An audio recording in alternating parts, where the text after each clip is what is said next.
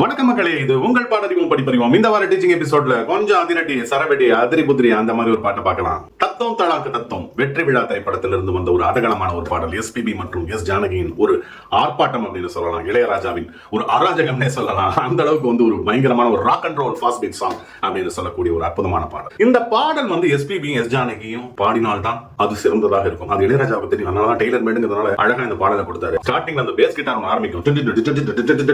அதுக்கப்புறம் அந்த ஒரு கீபோர்டு அப்படியே வரும். அப்படியே அப்படியே புடிச்சு தள்ளுற மாதிரி இளையராஜா அப்படியே ஆர்ப்பரிப்பார் எல்லாரையும்.